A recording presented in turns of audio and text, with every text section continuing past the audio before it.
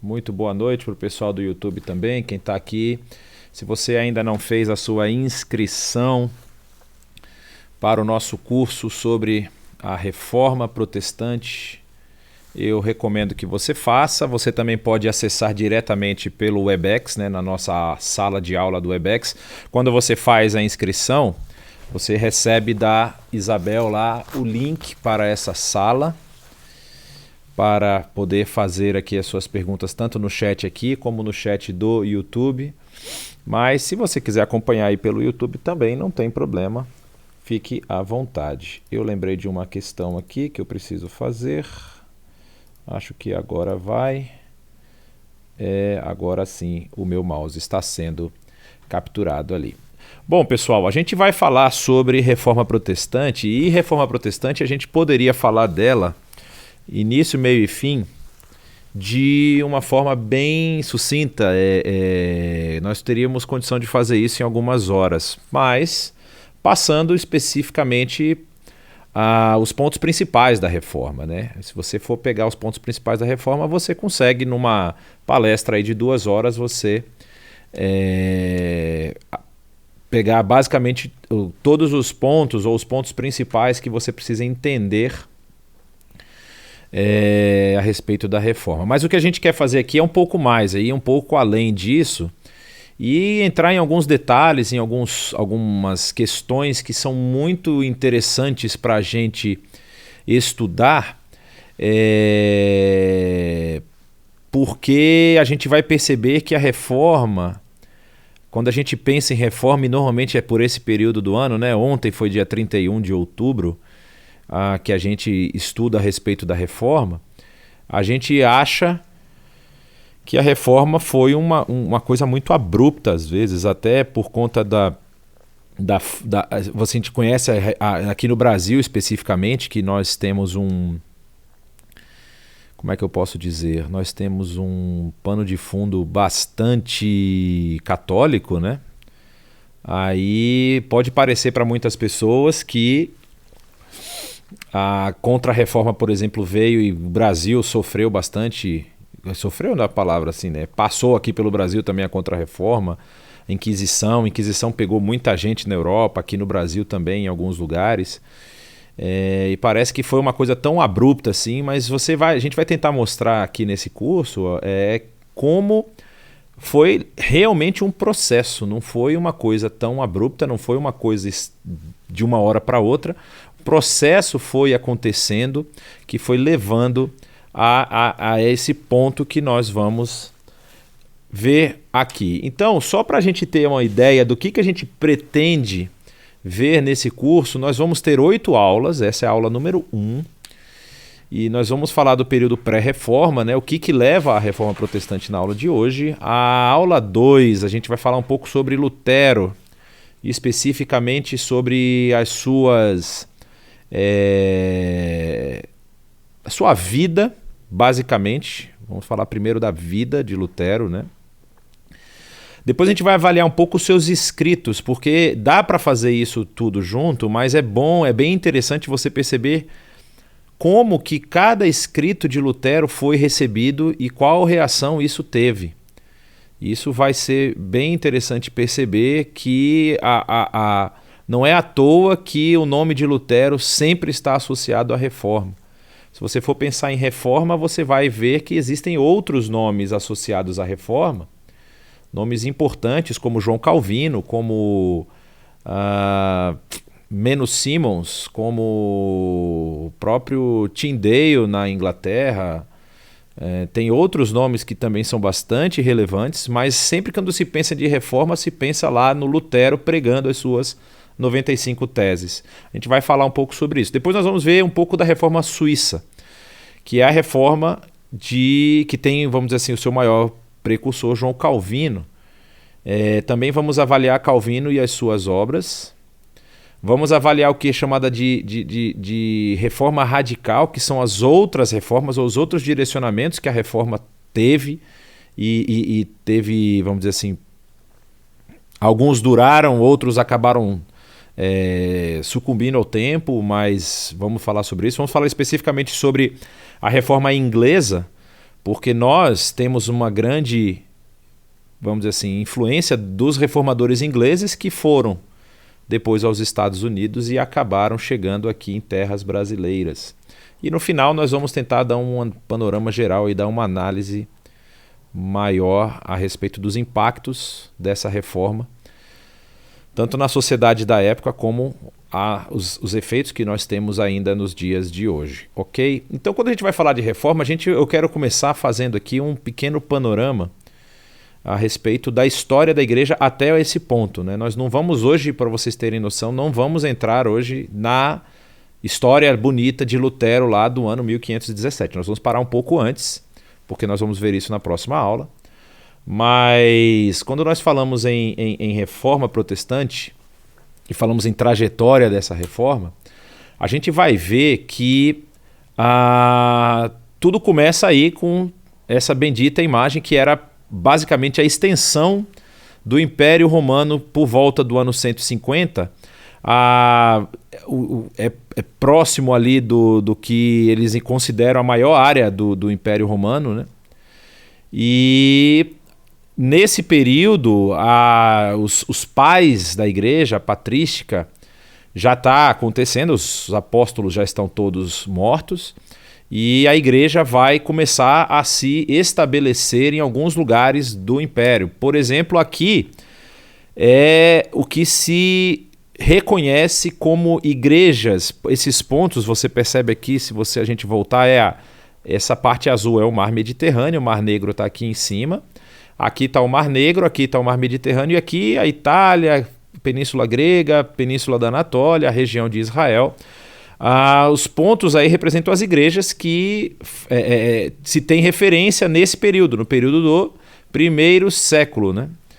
Já no segundo século, as igrejas ampliam, aumentam, porque há um trabalho muito interessante dos apóstolos e dos seus discípulos. No caso, aqui estamos no segundo século, já são os discípulos dos apóstolos, em expandir o evangelho, em transmitir esse evangelho para regiões mais longínquas.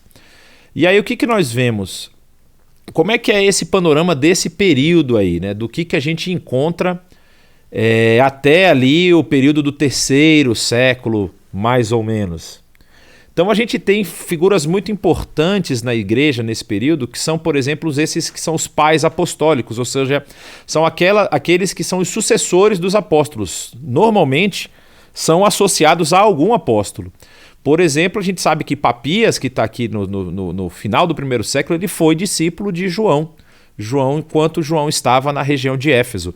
Aí tem Clemente, Inácio, Policarpo, também são esses pais apostólicos. Você tem os apologistas, que são no segundo século, que são aqueles que vão começar a defender o evangelho. O evangelho começa a sofrer influências externas, começa a ter algumas divergências aí você tem Justino Mártir, Atenágoras e Aristides que escrevem textos defendendo algumas posições da igreja ali do evangelho. E depois você tem o período da patrística, como é conhecido, com Tertuliano, Irineu, Orígenes, Eusébio de Cesareia, Atanásio, Agostinho de Hipona, já no século IV.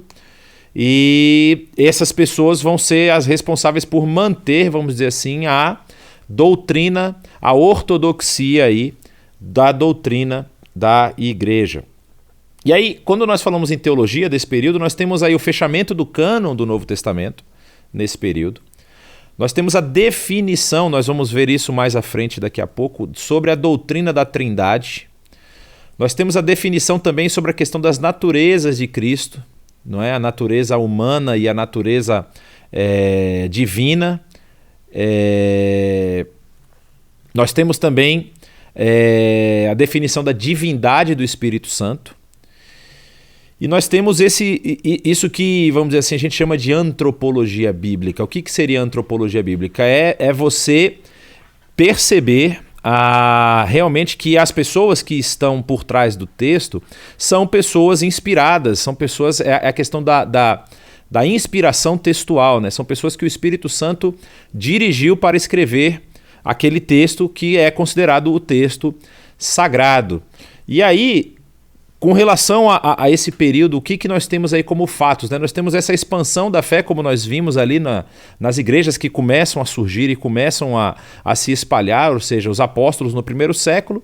Nós vamos ter vários concílios, aqui nós citamos alguns deles, o concílio de Nicéia, o concílio de Constantinopla, que é um concílio posterior aí que vai adicionar alguns elementos ao concílio de Nicéia, tanto que quando você fala de credo de Nicéia, você fala de credo normalmente niceno-constantinopolitano, porque é um credo que tem aí, principalmente desenvolvido em Nicéia, mas tem aí vamos dizer assim, uma revisão em Constantinopla e outras questões também que são definidas no Concílio de Constantinopla.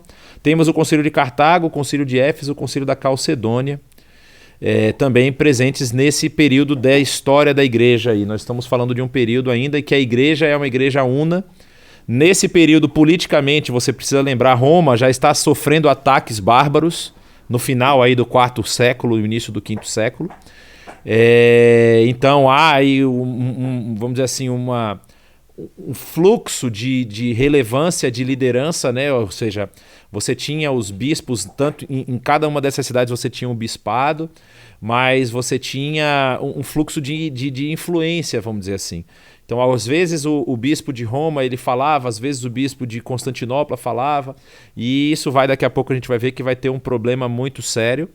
E aí, o que se debatia, o que se combatia nesse período? Que heresias e que embates? Você tinha problema do judaísmo ainda presente, desses neo-judaizantes, né? desses judaizantes, vamos dizer assim, a teologia judaizante, que eles queriam colocar elementos do judaísmo, e o paganismo ainda era combatido até o ano 380, que é o ano em que há um édito muito importante a respeito do cristianismo. E nos séculos seguintes você tinha o ebionismo, gnosticismo, que estava presente da igreja, né? A teoria do conhecimento poderia te levar a ser, vamos dizer assim, justificado, né? Através do conhecimento, através da sabedoria. Montanismo, maniqueísmo, uma doutrina que vem lá do Oriente, que é aquele choque de forças, né? Duas forças antagônicas que têm o mesmo poder, né? O bem e o mal. Arianismo, donatismo, monifisismo, pelagianismo, todas essas questões que são combatidas por esses irmãos nesse período. E aí entra a figura de um homem muito importante na história, que é a figura do imperador Constantino.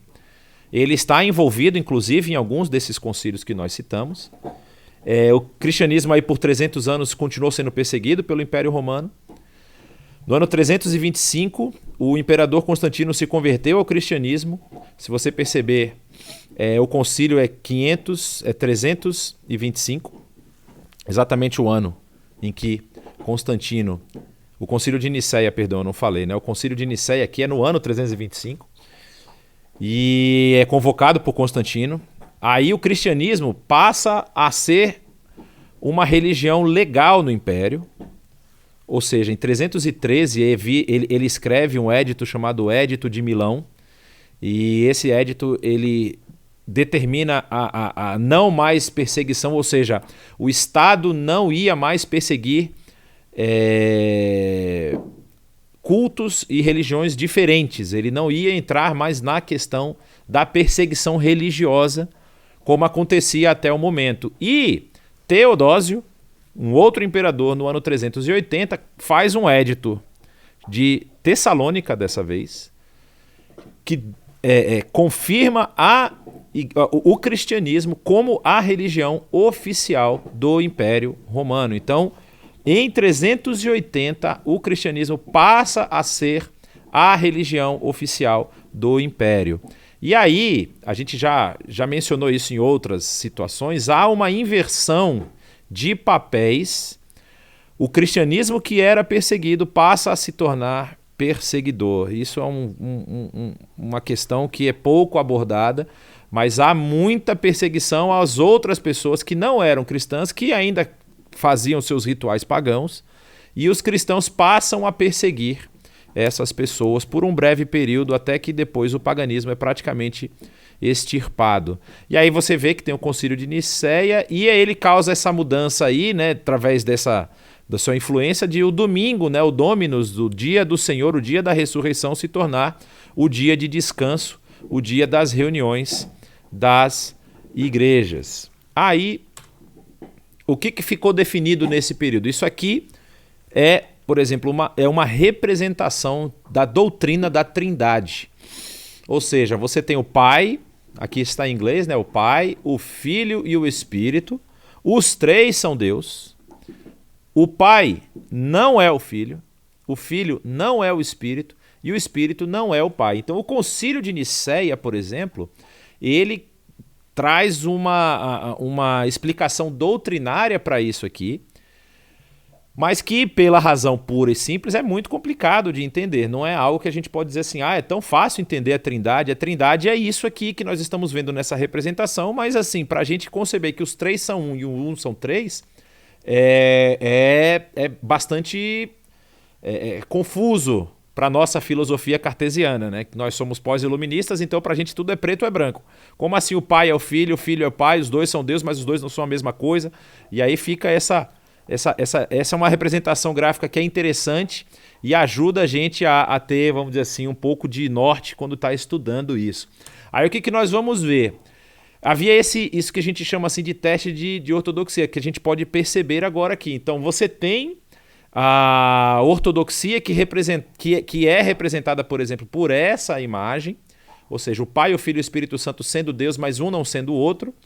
E você conseguia perceber as linhas de defesa da teologia da época caso uma das três coisas fosse, vamos dizer assim, diminuída. Ou seja, você tinha a ortodoxia, que está aqui, vamos representada por esse círculo. Se você, vamos dizer assim, tivesse algum problema com a diversidade, ou seja, de que cada um era diferente um do outro, mas os três continuavam sendo Deus, você caía no que era chamado de modalismo, ou seja, na verdade o Filho e o Espírito Santo eram apenas um modo do Deus Pai, não era uma pessoa independente do Deus Pai, apesar de serem os três o mesmo Deus. Se você não entendesse que os três eles tinham igual valor, ou se você quisesse diminuir a igualdade dos três, você caía no subordinacionismo, que é o quê? Um está subordinado ao outro. O Deus Filho está subordinado ao Deus Pai, o Deus Espírito está subordinado ao Deus Pai, ao Deus Filho, e o Deus Espírito coordenava o Filho. Aí você acaba fazendo mais uma salada de fruta ainda, né? Porque você não admitia que os três têm papel e peso igual na Trindade. E se você não diminuísse o valor da unidade da Trindade, você caía no politeísmo, porque você estava dizendo que os três não eram um, eram três. Então, você caía no politeísmo, que já era muito comum na época. Vocês lembram que o paganismo tinha um panteão de deuses, né? Aí, o que nós temos de heresias nesse período a respeito da figura de Cristo, né? A figura do Salvador, aquele que veio aqui à Terra. Então você tinha o ebionismo, que nós falamos que era combatido, que negou a natureza divina de Cristo Jesus. O arianismo também negou a natureza divina de Cristo Jesus, dizendo que ele era apenas um homem iluminado. O docetismo fez o inverso, ele negou que era a natureza humana de Jesus, e Jesus só conseguiu fazer as coisas porque ele era apenas divino. Então ele não tinha natureza humana, tinha apenas a natureza divina. O nestorianismo, que também era uma heresia, ele negou que houvesse união das duas naturezas, ou seja, elas estavam dentro de Jesus, mas ora uma atuava, ora a outra atuava. Elas não estavam o tempo todo agindo. Então, por exemplo, quando Jesus não pecava, era porque a natureza divina de Jesus estava agindo. E quando Jesus, por exemplo, orou pedindo que Deus passasse dele aquele cálice, era porque a natureza humana de Jesus estava agindo. Então, ele negava essa união completa das duas naturezas, o que é chamada de união hipostática. Isso é um assunto teológico que eu vou deixar para vocês perguntarem para o Saião. Você tinha o eutiquianismo, que negava a distinção das duas naturezas, ou seja, falou que a natureza divina e humana se misturaram de tal forma que não havia distinção mais, você não distinguia as duas, né?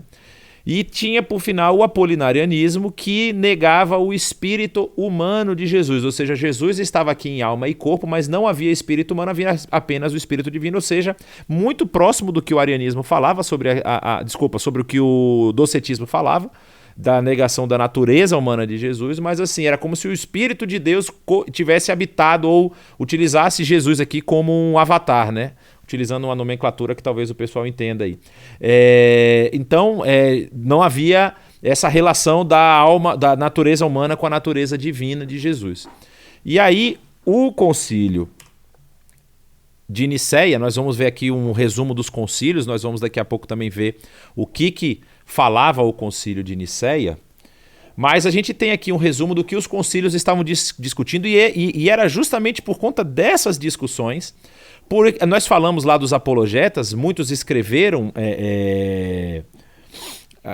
para combater essas situações, para combater, ou seja, o nestorianismo, porque ele escreveu textos e negando essas duas naturezas, então tinha que vir lá um dos pais da igreja e escrever defendendo uma doutrina básica, mas ainda não havia um concílio, um consenso, vamos dizer assim, documentado e definido pela liderança da igreja como sendo o padrão de doutrina da época, né? E então, quando nós vemos, por exemplo, aqui o concílio de Nicéia, que aconteceu por volta de 20 de maio a 25 de junho de 325, esse é o primeiro dos encontros ecumênicos do cristianismo, foi convocado por Constantino, realizado na cidade de Nicéia, hoje é chamada de Iznik, muito próximo ali à região de Istambul hoje, né? Ele condenou o arianismo e promulgou o credo de Nicéia, que é um credo que nós utilizamos até os dias de hoje. Afirmou que o Filho é igual ao Pai. Ou seja, se você lembra aqui que o arianismo dizia o quê? Que Jesus não possuía natureza divina. Então ele nega o arianismo e coloca o Filho em estatura igual ao Pai. Constantinopla, o concílio ali no ano 381, foi convocado pelo imperador Teodoro I, e reafirmou as doutrinas do Concílio de Nicéia sobre a consubstancialidade das três pessoas da Santíssima Trindade e confirmou a divindade do Espírito Santo. Ou seja, até isso o pessoal estava questionando.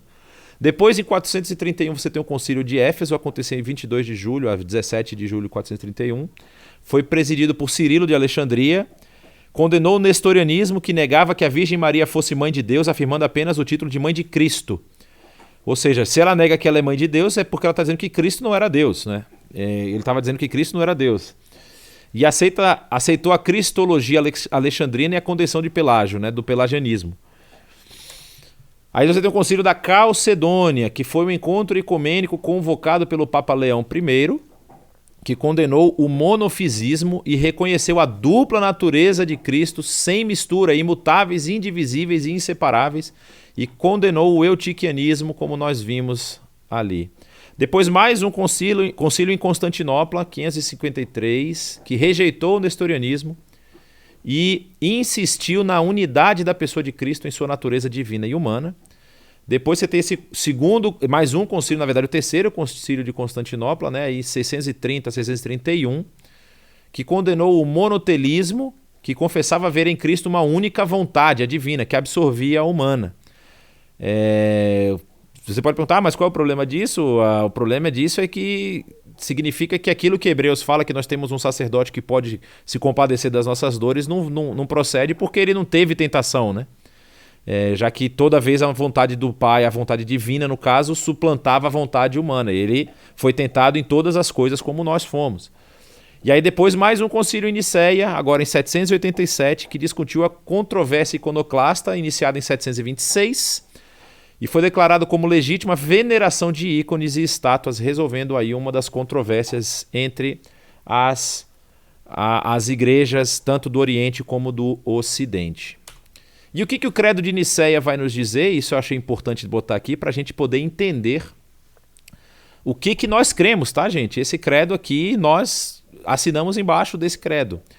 Nós cremos em um só Deus, Pai, Todo-Poderoso, Criador de todas as coisas, visíveis e invisíveis.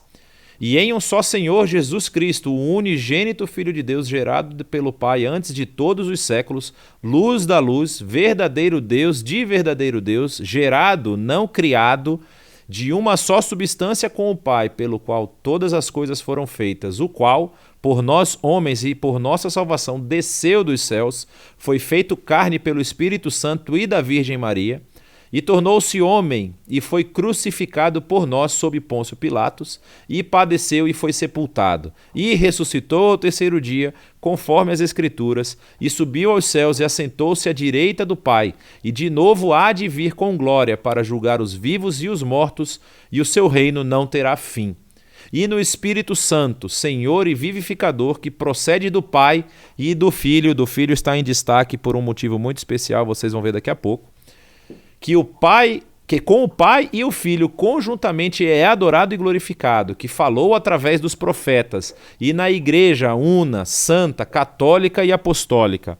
Confessamos um só batismo para a remissão dos pecados. Esperamos a ressurreição dos mortos e a vida do século vindouro. Amém. Esse é o concílio, o credo de Nicéia, proveniente daquele primeiro concílio de Nicéia que nós mencionamos. E aqui você tem a definição de Calcedônia, do concílio de Calcedônia.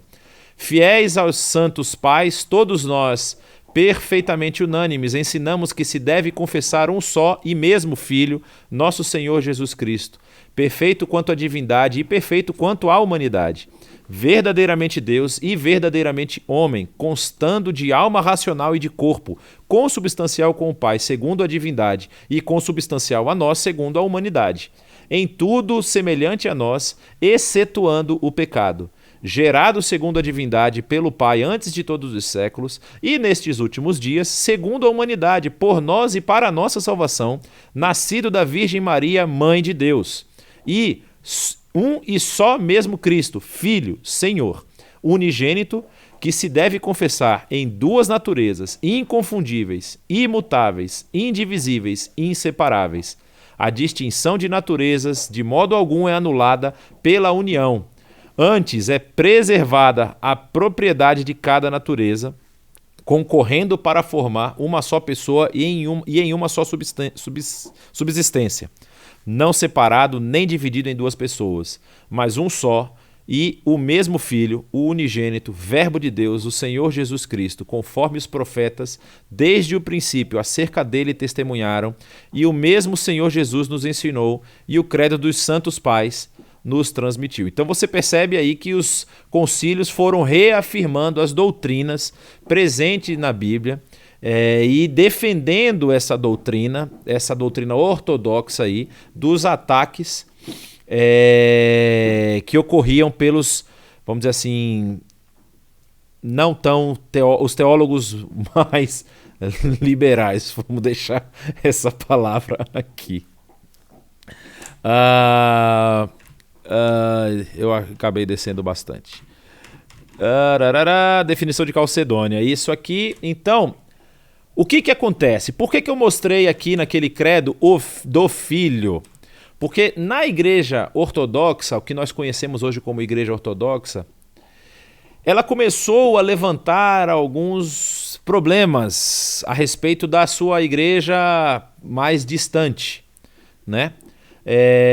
Ela começou a questionar algumas ações, por exemplo, a adição da frase de o Filho ao credo niceno na versão latina. O credo niceno foi escrito em grego, né? Porque ali naquele período da igreja bizantina se falava grego como língua comum, língua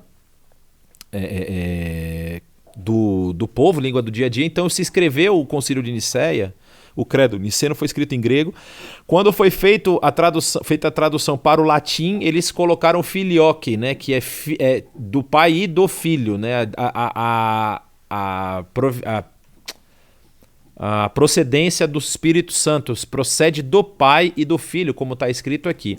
E isso para os ortodoxos foi um problema, porque estava alterando o texto definido lá em Nicéia. E aí você teve aquela questão da iconoclastia, dos objetos e das estátuas, né? Ou seja, dos ícones e das estátuas. E também se opôs a isso. Também falava sobre a questão do uso do pão sem fermento na Eucaristia, que era feito no Ocidente. A questão do primado papal, isso vai ser um problema muito grande. A subordinação da igreja ao Estado, no caso do Oriente, entendendo que a igreja ela precisava, vamos dizer assim, a igreja ela tinha uma função de cooperação com o Estado, mas não poderia exercer a função de Estado. Ou seja, o Estado precisaria continuar separado, apesar de haver uma simbiose aí, de trabalho, né? Mas eles definiam que o Estado deveria ter proeminência com relação à igreja. O celibato compulsório dos sacerdotes, isso no Oriente, no Ocidente, porque no Oriente não foi também bem visto. E tinha a questão dos sacerdotes usar barbas, você percebe que eu já estou com a minha aqui, já poderia ser um sacerdote lá. A questão que era necessário que os sacerdotes tivessem barbas, diferente do que acontecia na igreja do Ocidente. Então, quando a gente vai analisar as tradições das duas, a gente tem um quadro aqui que dá para a gente entender bastante coisa. A igreja ortodoxa, ela sempre teve como a gente pode dizer assim, um comportamento mais espiritual. E ela é extremamente conservadora na questão das doutrinas. Ela não muda as suas doutrinas. As revisões são muito difíceis de acontecer, muito complicadas. Deus é o Pai Supremo, estando Jesus, o Filho e o Espírito Santo abaixo dele. E isso era uma ideia presente na doutrina da Igreja Ortodoxa.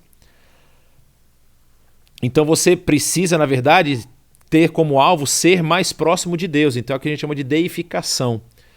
Todos os bispos são iguais. Isso vocês vão perceber daqui a pouco que vai se tornar um problema. E os ícones são bidimensionais.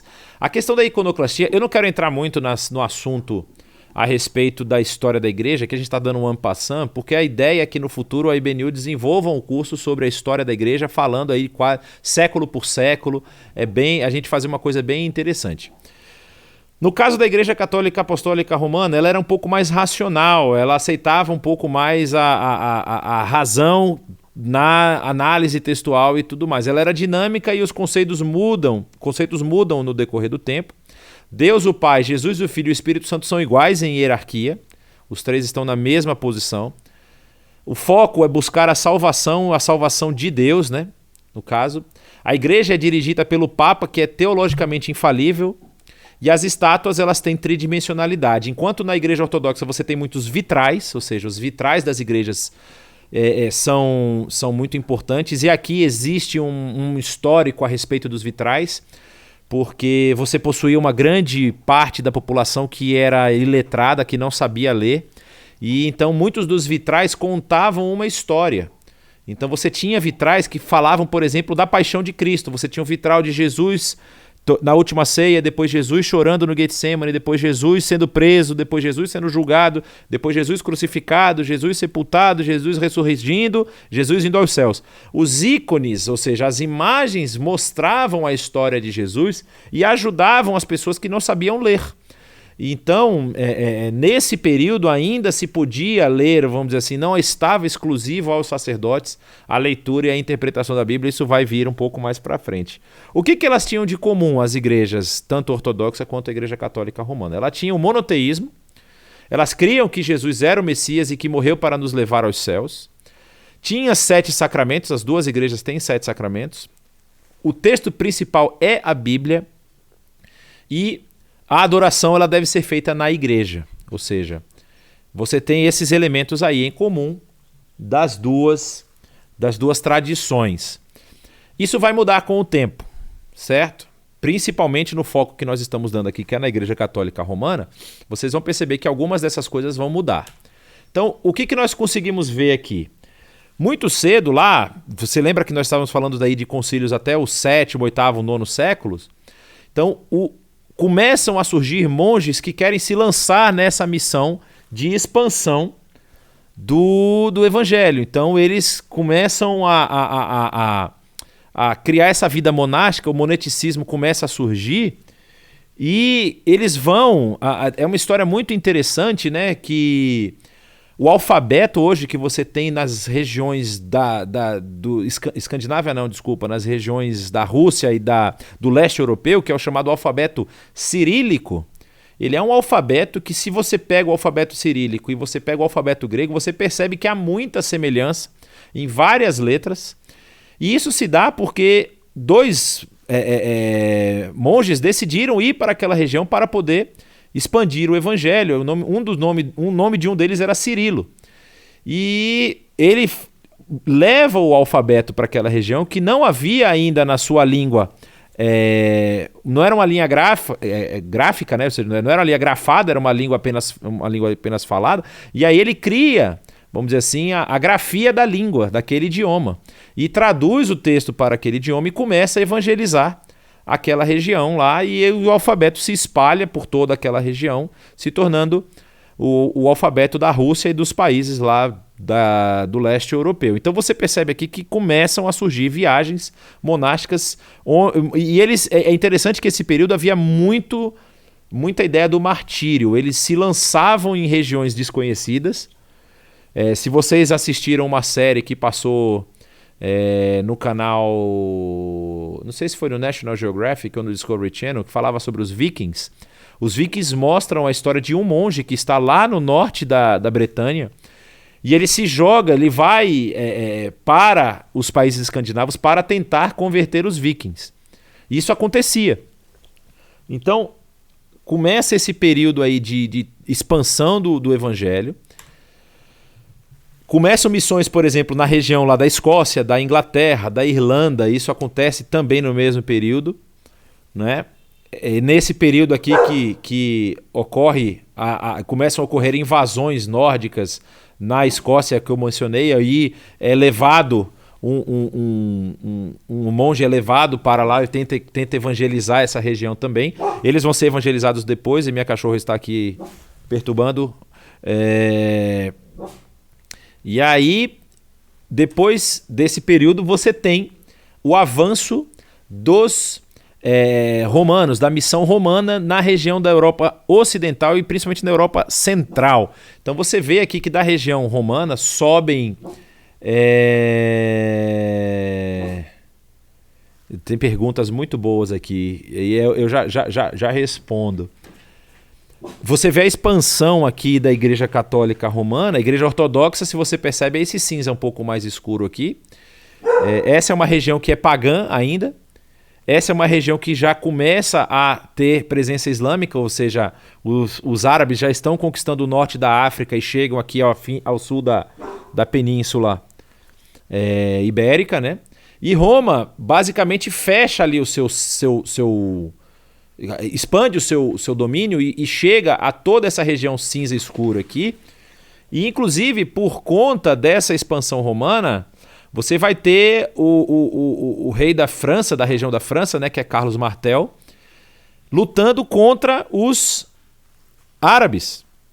E Carlos Martel, na Batalha de Poitiers, é o primeiro vamos dizer assim, a primeira derrota árabe aqui nessa expansão, e depois eles começam a empurrar os árabes, que permanecem um bom período aqui na Península Ibérica, e expulsam os árabes da Península Ibérica. Inclusive, é interessante, existe uma cidadezinha no sul da Espanha chamada La Línea de la Concepción, e existem várias La Líneas ali na região. E La Línea era quando os exércitos expulsavam os árabes, eles faziam uma linha de defesa. Então ali era a última linha da fronteira, e depois eles conseguiram expulsar mais e faziam outra La Línea. Então tem umas 2 ou 3 La Líneas ali na região, que é esse processo de expulsão dos árabes aqui da Península Ibérica, a reconquista desse período. Toledo aqui é uma cidade muito importante, vocês vão ver já já, porque, na verdade, talvez a gente não consiga chegar lá nessa aula, mas a gente vai ver alguns personagens muito importantes nesse período. Então, o que aconteceu? Nós estávamos vendo lá, né, a relação entre a Igreja Ortodoxa, a Igreja Oriental, e o catolicismo romano. Então, começam a surgir embates mais sérios, cada vez mais sérios.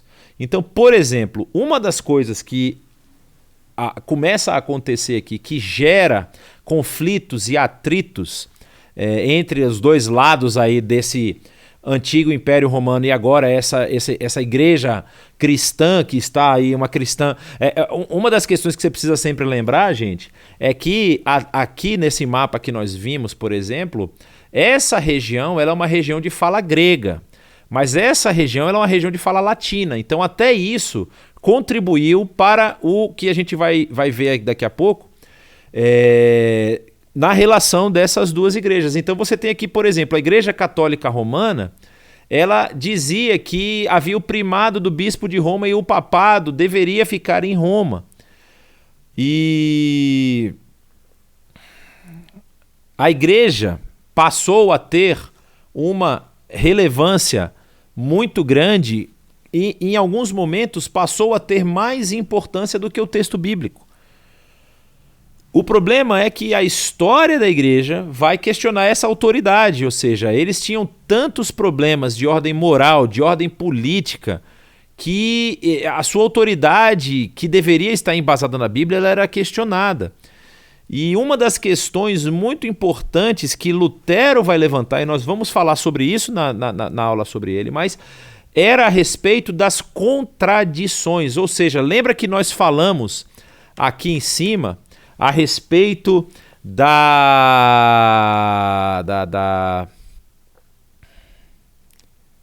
Eu falei isso em algum lugar, é que passou aqui,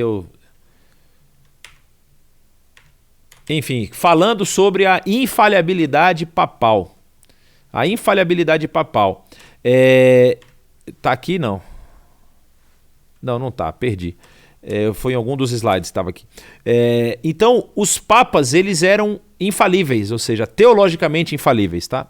Os papas eram teologicamente infalíveis. Só que vinha um papa e diziam, oh meu Deus, o negócio está aqui. Se fosse uma cobra, eu tinha sido mordido agora. Mas o papa dizia uma coisa. É assim que nós devemos nos comportar, porque isso. E não necessariamente ele tinha que citar texto bíblico. Ele tinha que citar alguma coisa que fizesse lógica e determinar que aquilo era a verdade daquele momento. Vinha um papa depois, ele morria, passava uns 50, 70 anos, vinha um papa e falava fazia um outro édito papal que contradizia esse édito do papa anterior. Lutero levanta essa tese quando ele está se defendendo. Então essa história aí, ela vai, vamos dizer assim, manchar a autoridade e a posição da igreja com relação à sociedade, a Igreja Católica Romana. Havia a questão da adoração / veneração de Maria. A mariolatria era muito forte. E a adoração dos santos e de imagens também. Que, de acordo com o concílio que nós vimos aqui, né? Concílio de Nicéia de 787, era legítima a veneração. Inclusive, se você hoje quiser estudar a doutrina oficial da Igreja Católica, você não vai encontrar nenhum elemento que aponte para a adoração de santos, de imagens, de estátuas. Não existe. Existe o termo veneração. Os santos homens da Igreja são passíveis de veneração porque eles tiveram vidas que merecem ser seguidas. Basicamente é isso que fala parte da doutrina da igreja. Eu não conheço toda a doutrina, mas essa parte eu já estudei. Então você tem essa questão da infalibilidade papal. Eles colocam dentro do cânon que já havia sido fechado alguns livros considerados apócrifos ou deuterocanônicos, ou seja, de um cânon secundário. Eles têm a questão dos sacramentos que muda um pouco de uma igreja para outra. E há aí um problema muito sério com relação à suficiência de Cristo para a salvação, porque eles começam a dizer que a salvação agora está vinculada a Cristo e a sua igreja, ou seja, uma pessoa que crê em Cristo Jesus, mas não faz parte da igreja, não é salva. E isso se torna um problema e um embate entre a Igreja Católica de Roma e a Igreja Católica ortodoxa, no caso bizantina, certo? E qual é o que a gente vai perceber aqui, por exemplo, que eram problemas morais e problemas políticos que estavam afetando a igreja. Aí a gente já está se aproximando um pouco mais do período de Lutero, né? Nós vamos ver algumas pessoas aqui muito importantes nessa história, e nós estamos já falando um pouco mais do período ali, da região ocidental, né? Não estamos mais falando. Só para lembrar que por conta desse embate que nós falamos aqui entre o catolicismo romano e a igreja ortodoxa, nós vamos ter o grande cisma do Oriente, né? Que é chamado grande cisma do Oriente e do Ocidente, ou o grande cisma, que na verdade ele ocorreu no período de no 10º século, 11º século. E para vocês terem noção de como o negócio é feio, as Santas Cruzadas, né? O Papa Urbano, que convoca a população para salvar a cidade de Jerusalém, porque ela havia sido tomada pelos árabes e ela estava sendo dessacrada. Existe uma história aqui das Cruzadas que eu não vou querer entrar, porque ela é uma história também muito, muito interessante, mas houve cruzadas entre católicos e entre a igreja, que agora era chamada de Igreja Ortodoxa. No ano o grande cisma é considerado o ano 1054, se você quiser anotar essa data aí, o ano 1054 é o ano do grande cisma do Oriente, ou chamado apenas de grande cisma, porque na verdade é um cisma... Gente, o negócio é tão feio aqui, é tão feia a história, que havia essa disputa entre os papas, né? entre os bispos, perdão, o bispo de Roma e o bispo de Constantinopla. E o bispo de Constantinopla, ele não se considerava mais importante que os outros bispos. Havia um negócio que era chamado de Era o governo de 5 bispados, ou seja, você tinha 5 bispados, que eram... Eu esqueci a palavra agora.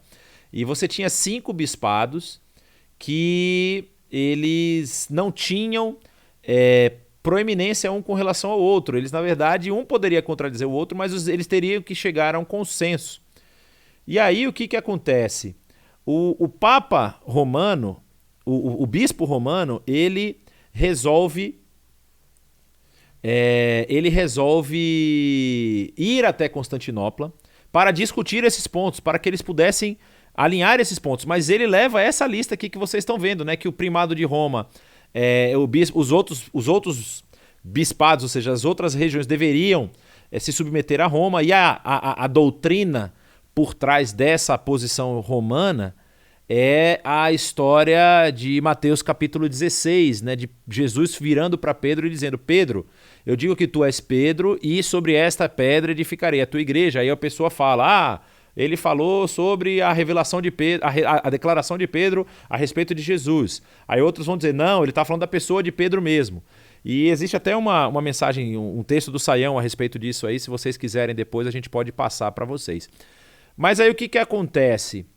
O bispo de Roma dizia: olha, Jesus disse que era Pedro que daria continuidade à igreja, ou seja, a igreja seria edificada sob Pedro. E Pedro veio para Roma e foi crucificado, martirizado em Roma. Então, a tradição apostólica de Pedro continua no bispado de Roma. Então, nós somos mais importantes que os outros bispados.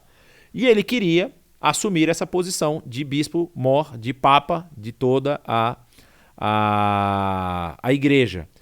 Obviamente que o bispo de Constantinopla não aceitou. E o que ele fez? Ele excomunga o papa. Só para vocês saberem o nome dos papas, o papa de Roma na época era o papa...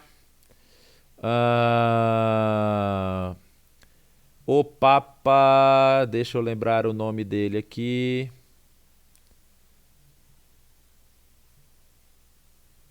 Quem era, na verdade, o patriarca lá em Constantinopla era o Miguel Cerulário, no ano de 1043, e ele começou a destruir, a fechar igrejas de língua latina na região de Constantinopla.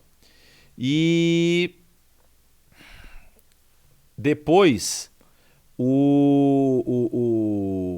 depois dessa discussão teológica, né, houve um grupo, um legado papal que era o grupo que estava envolvido ali com o bispo de Roma. E esse legado papal vai lá até Constantinopla e vai falar com o Miguel Cerulário para que ele pudesse reconhecer essas posições que eles estavam questionando. E aí Miguel Cerulário, como o patriarca de Constantinopla, excomunga todo mundo. Ele fala: vocês não fazem mais parte da igreja. Em retaliação, o legado papal excomunga o Cerulário.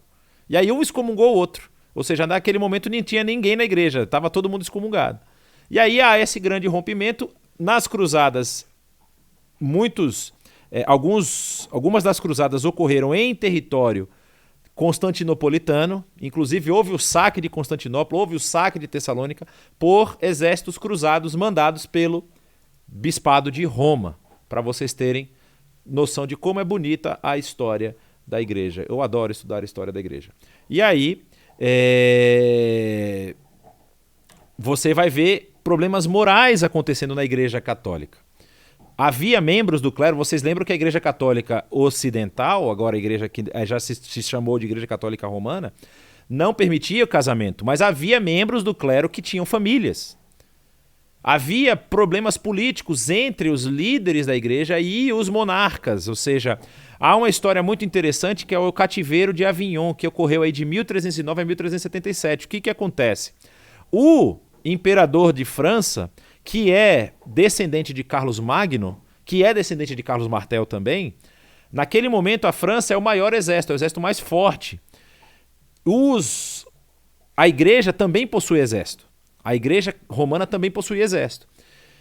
Quando o Papa começa a ter desavenças com ele e esse Papa acaba morrendo, o que ocorre? O rei Carlos I, que é o imperador na França, ele pega o Papa que vai ser colocado e obriga esse Papa a assumir o papado em Avignon, dentro do território francês.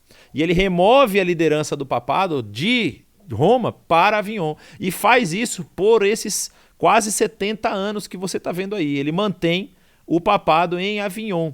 O que ocorre? Quando vai haver a sucessão papal em 1377, o novo Papa quer assumir em Roma.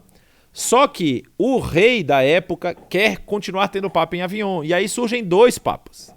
Então nesse é o momento do cisma papal. Há um Papa em Avignon e há um Papa em Roma. Aí você percebe como a igreja ela já está dividida nesse período.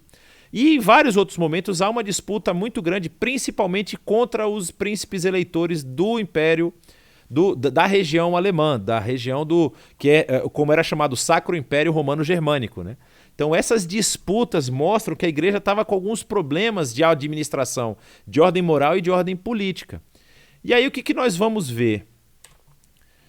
Olha só o que esse autor, Hans King, ele tem um livro chamado A Igreja Católica, muito interessante, por sinal, ele faz uma análise da história da Igreja Católica, e ele escreve o seguinte, durante séculos Roma bloqueou qualquer reforma dentro da igreja, e agora tinha a reforma, que logo desenvolveu um enorme dinamismo religioso, político e social. Para Roma, que já perdera o leste, isso foi uma segunda catástrofe que custou praticamente toda a metade do norte do seu império.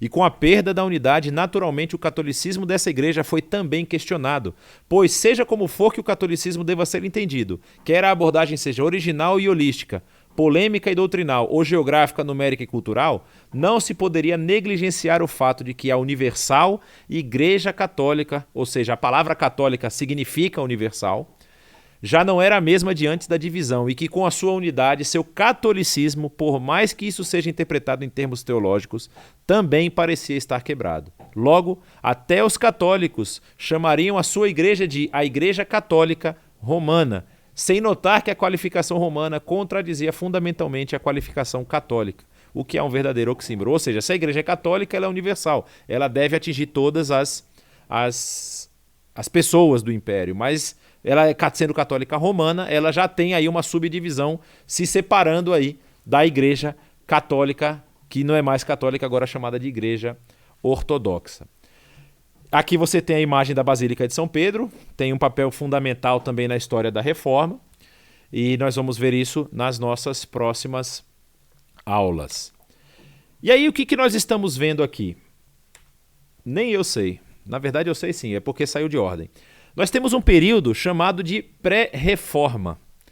E é o período que antecede aí, nós acabamos voltando um pouco mais aqui, você tem até 1100, mas é porque a pessoa de Pedro Valdo ela é muito importante. Nós vamos mencionar esses 5 importantes pré-reformadores, cada um na sua posição, mas eu não vou falar de todos hoje eu só vou falar de 2, porque eu estou olhando o horário aqui e não vai dar tempo.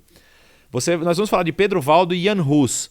Mas só para vocês terem noção, ó, nós temos Pedro Valdo, que está aqui no período de 1140 a 1205, Jan Hus, nesse outro período, 1369 a 1415, Cisneros na Espanha, Savonarola na Itália e Jacó Rutter em Innsbruck, na Áustria, que já está bem próximo do período de Lutero. Mas esse mapa eu fiz questão de colocar, se você perceber muito, vai perceber que esse é o mapa do Google Maps. Mas você percebe, olha só, nós temos em Lyon, na França, Pedro Valdo. Aqui eu botei o mesmo símbolo na região de Turim, que é hoje a sede da ordem, vamos dizer assim, que ele criou, dos valdenses. Os valdenses hoje têm a sua sede na cidade de Torre Periti, que está aqui no norte da Itália. Depois você tem Jan Hus, Praga, na República Tcheca na época, né? Na época não era República Tcheca, no caso, é República Tcheca hoje. Praga, aqui está Jan Hus. Você vai ter Cisneros, na região de Toledo, Espanha. Como eu falei para vocês, Toledo tem uma função muito importante no período pré-reforma. Cisneros, em Florença. E aqui na região de Innsbruck, que já está mais próximo da que a gente vai ver depois, que vai ser o grande impacto aí da reforma suíça e da reforma alemã. Em Innsbruck você tem Jacob Rutter, né, dos Ruteritas. Então perceba que dentro daquilo que nós podemos considerar domínio católico romano, em quase todas as direções você tem, antes da reforma propriamente dita, um espírito reformador dentro da igreja, para mostrar que a reforma não é um acidente de percurso, ela é um desenrolar dessa situação que a igreja está vivendo. E então nós vamos ver aqui rapidamente, só falar sobre Pedro Valdo. Pedro Valdo é um comerciante nascido em Lyon, na região de Lyon. Ele doou todos os seus bens e ficou somente com o que era necessário para a subsistência da sua família. Ele formou um grupo, na verdade não é que ele formou um grupo se formou ao seu redor e o grupo era chamado de pobres de espírito, porque todo esse grupo tinha essa mesma predisposição de abrir mão das bens e das posses e se uniu a Pedro Valdo. O que Pedro Valdo fez que o bicho pegou? Ele pagou ao monge, aí tem a história, não está bem clara se ele pagou ou se ele mesmo fez. Ele pagou ou fez uma tradução da Bíblia latina, principalmente do Novo Testamento, para a língua franca, para a língua comum.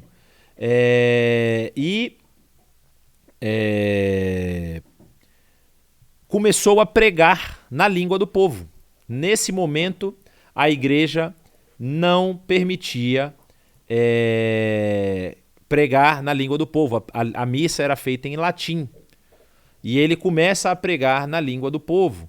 E ele começa a ser perseguido pela igreja. Você percebe aqui que em 1184, Pedro Valdo é excomungado da igreja. Pedro Valdo não foi morto pela igreja, pelo menos é o que se sabe. Ele foi perseguido, ele parece que fugiu para as regiões da Floresta Negra na Alemanha, que é no sudoeste da Alemanha, e os seus restos mortais estão aí para serem encontrados. Ainda não se sabe onde ele morreu. E aí, como eu mencionei, os valdenses existem até hoje, existe a igreja valdense até hoje, com sede na cidade de Torre Pellet, na Itália. Eles têm outros lugares do mundo também, mas são um número bem reduzido, né? E eu tive a oportunidade de visitar lá o principal sede deles lá, e eles fazem concílios de tempos em tempos, e a teologia deles, infelizmente, está dando uma sapateada para um lado e para o outro aí, por como de se esperar a influência negativa da Europa, né? Então, você tem aí o nosso querido amigo Pedro Valdo. Depois do Pedro Valdo, na ordem cronológica, surge esse cara.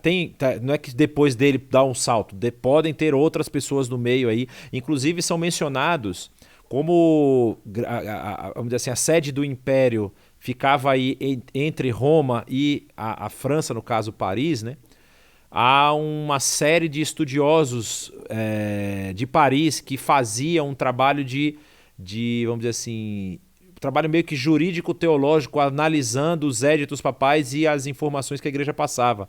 Então, ou seja, eles também são considerados até que pré-reformadores, não é? Mas não surge nenhuma figura tão assim relevante que tenha tido um papel forte, vamos dizer assim. Na verdade, tem John Wycliffe também nesse período, mas a gente vai tratar de John Wycliffe quando a gente for falar da Reforma Inglesa. Nós não vamos falar disso aqui nesse momento. O que Jan Hus fez? Ele começou a se interessar por teologia, começou a se envolver com o ministério sacerdotal. Aí começou a estudar teologia em Praga, na Universidade de Praga, uma universidade que havia sido criada com o curso de teologia e com os outros cursos, né?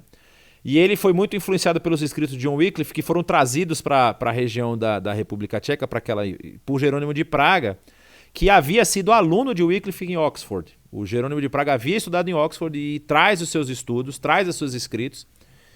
E aí, o Jan Hus começa a ficar impressionado com os escritos de Wycliffe e começa a praticar algumas dessas coisas. Uma das coisas que ele pregava era isso aqui, ó, sacerdócio universal dos crentes. Ele também fez a missa na língua do povo e ele foi convidado a fazer uma viagem para Constança, na Suíça, onde foi feito o Concílio de Constança, que é o concílio que reunifica o papado. O Concílio de Constança é o concílio que encerra o cativeiro de Avignon e o papado volta apenas a se estabelecer em Roma. Mas nesse concílio, os escritos de Wycliffe são condenados, os escritos e as doutrinas de Jan Hus são condenadas, a sua prática é condenada e ele é condenado à fogueira, é queimado vivo em 1415. E dizem que ele falou essa frase que alguns enxergam nessa frase uma profecia, né? Ele diz que vocês estão queimando um ganso. Por quê? Porque Rus, na língua da Boêmia, que era a língua do povo lá da região dele, Rus é ganso. Então ele fala, hoje vocês estão queimando um ganso, mas dentro de um século vocês se encontrarão com um cisne, e este cisne vocês não poderão queimar, e é atribuído o símbolo de cisne a Martinho Lutero. Então é como se ele estivesse prevendo que surgiria um reformador que a igreja não conseguiria parar. Esse é o bendito Russinho. E ele forma depois um grupo de seguidores chamados de Hussitas, que vão lutar fortemente contra os exércitos católicos na região de Praga. Bom, eu vou parar por aqui, faltam 20 minutos na nossa aula e eu quero ver se eu respondo algumas das perguntas que surgiram aqui no nosso chat da IBNU. Pergunta, como era a relação das igrejas romana e ortodoxa com a China no período dos séculos IV ao século VIII? Olha, Alessandro, essa é uma pergunta muito, muito boa. E eu vou te dizer que há uma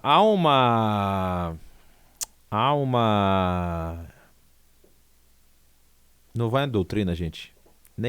Há uma informação, há um conceito que houve enquanto a igreja, se você pega a região de Jerusalém, se você está olhando um mapa e você pensa para a Europa, né? Deixa eu ver se eu estou conseguindo fazer isso direito na imagem, que eu acho que sim. Se você pensa aqui de Jerusalém para a Europa e você vê a igreja crescendo para o lado europeu, chegando depois às Américas e tudo mais, há uma ideia de que também houve um crescimento para o outro lado. Houve pessoas que se lançaram para o outro lado, mas essa igreja ela não subsiste, ela acaba morrendo.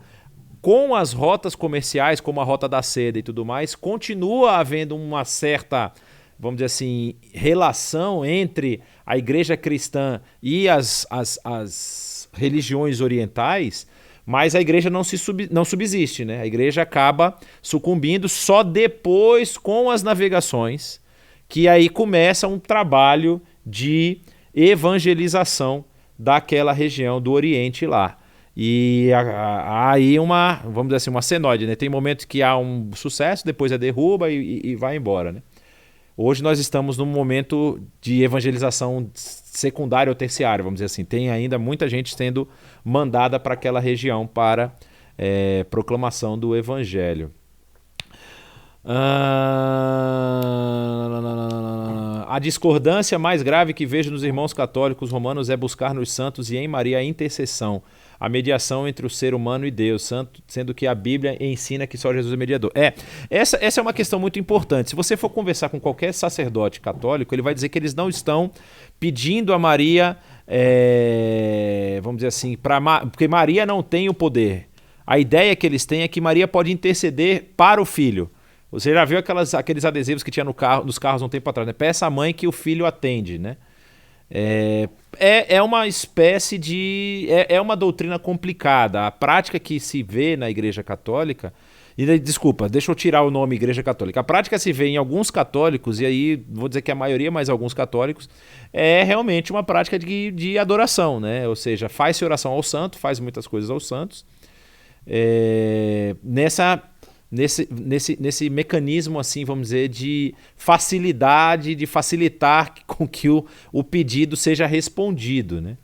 Mas é complicado, biblicamente falando, você não vai encontrar nada que suporte isso, mas você encontra nos éditos papais. Nós mencionamos que a Igreja Católica Romana havia elevado o status da igreja a mais importante ou quase... não, vamos dizer assim, no nível de importância ele está um pouquinho mais importante do que o texto bíblico. Existe na doutrina católica o que eles chamam de... São duas regras, né, de fé e prática. Um é o texto bíblico e o segundo é a tradição. E a tradição é o conjunto de éditos papais, conjunto de escritos papais. Então, assim, o que a tradição disser, se estiver em contradição com o texto bíblico, a tradição tem proeminência, sim.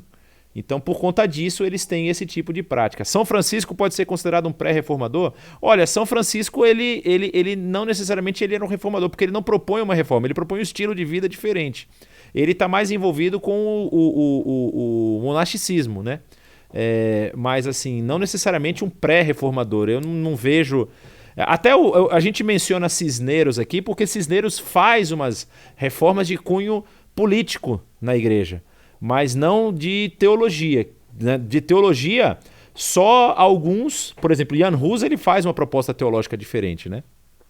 Eu vou até tirar isso aqui para vocês verem meus belos olhos.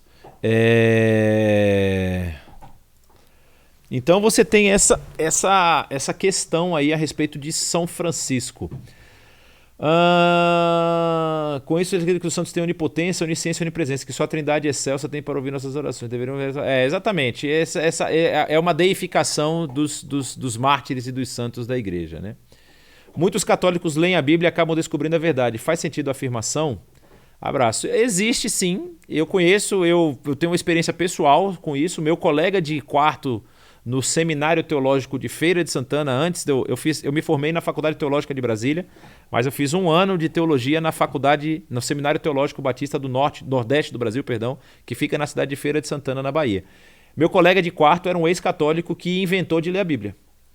E ele começou a ler a Bíblia e ele começou a perguntar para o pároco lá, para o padre da cidade. Ele era coroinha. Ele estava estudando para ser coroinha, né? Estava fazendo os cursos para ser coroinha. E aí ele começou a perguntar as coisas pro padre, e o padre não sabia, quer dizer, sabia responder, mas falava: não, meu filho, você tem que entender que tem certas coisas que a gente precisa manter por conta do povo, o povo precisa disso. E aí ele entrou em crise, né? E acabou indo para uma igreja, perguntou para um pastor missionário que estava na cidade, o pastor explicou para ele, e ele acabou rompendo com a Igreja Católica. Esse cara, eu posso falar, ele contando a história dele, eu me senti um nada perto dele.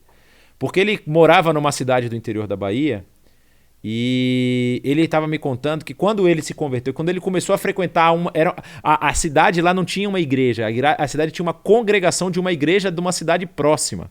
e ele começou a frequentar a congregação, as pessoas passavam na rua, quando viam ele na calçada, atravessavam a calçada para não cruzar a calçada com ele. Ele recebeu cusparada de gente na rua. Ele era xingado. Assim, eu não estou falando do período monástico, do período da igreja medieval, estou falando de 10, 15 anos atrás. Isso acontece ainda hoje. Então, assim, é muito complicado, né, a pessoa enfrentar uma situação dessa, mas ele enfrentou justamente porque começou a ler o texto bíblico, né? Como a Igreja Ortodoxa Russa sobreviveu ao ateísmo na Rússia? Olha, na verdade, na Rússia você nasce ortodoxo, né? Não existe essa ideia de ateísmo na Rússia, só que é nominal, uma relação nominal com a igreja. A Igreja Ortodoxa Russa, ela é a igreja do Estado também, né? Tipo assim, e o que aconteceu lá foi marxismo. Ou seja, os russos abraçaram o marxismo, abraçaram o comunismo e depois o trotskismo, o stalinismo e todos os ismos aí que você pode pensar. E, querendo ou não, acabou esfriando a fé de muitos e matando a fé de muitos, né? Mas, por exemplo, existem histórias, a gente tem o nosso missionário lá na Ucrânia, o Anatoly, que fez parte, a União Soviética englobava a Ucrânia, né? E ele conta a história de como o núcleo, vamos dizer assim, de cristãos permaneceu firme, fiel a Deus, a Cristo e às Escrituras, né? Então, assim, foi por conta disso. E a Igreja Ortodoxa Russa hoje, ela não tem, vamos dizer assim, um poder político como já teve antigamente, né? Hoje, a Igreja Ortodoxa, ela é uma igreja que as pessoas, todo mundo que nasce na Rússia, basicamente nasce ortodoxo, não tem o que fazer. Mas não tem a mesma, como é que eu posso dizer, influência que teve antes do surgimento do comunismo na Rússia, né? A infalibilidade papal, a ascensão de Maria, livros da própria... não, isso é outra coisa. Se não me engano, tem um filme sobre Jan Hus. Sim, eu acho que sim. Acho que tem um filme sobre Jan Hus. Os pré-reformadores foram mártires. Alguns deles sim. Cisneros não morreu, né? Cisneros morre de velho, por exemplo, mas ele é considerado um pré-reformador. Não foi excomungado, não foi queimado, nada. Os que foram foi o Wycliffe foi queimado, o Jan Hus foi queimado, o Jacob Rutter também foi perseguido e queimado. E, deixa eu ver, tem mais. O Pedro Valdo foi perseguido e excomungado, mas acabou, ninguém sabe como ele morreu. Enfim, são esses aí que eu tô lembrando agora aqui da minha cabeça, né? Por exemplo, isso é uma questão importante, ó, falando aqui que a família do meu esposo é católica por tradição, não leem a Bíblia e até pouco tempo criticavam-nos por ler a Bíblia. No período de Lutero havia essa doutrina de que a Bíblia ela deveria ser interpretada, a igreja detinha o poder e a responsabilidade de ler e interpretar o texto bíblico, porque como era um texto muito complicado para as pessoas entenderem, você não podia ler o texto, você tinha que ter um preparo especial para ler o texto. Então só quem tinha isso eram os sacerdotes, né? Os padres, os cardeais e tudo mais, e o Papa era o intérprete final da Bíblia. O que o Papa escrevesse era a interpretação final. E estava tudo por isso mesmo, não tinha o que fazer, né? Bom, eu não estou vendo mais perguntas. Alguém quer fazer alguma pergunta no chat? Alguém quer fazer alguma pergunta na sala? Se não as temos, agradeço demais a presença e o acompanhamento de todos vocês. Desejando a todos uma ótima semana, que Deus os abençoe. E semana que vem nós vamos começar a entrar no que a gente vai entender como reforma propriamente dita, ou a reforma protestante, como nós a conhecemos. Um abraço, Deus os abençoe e até a semana que vem.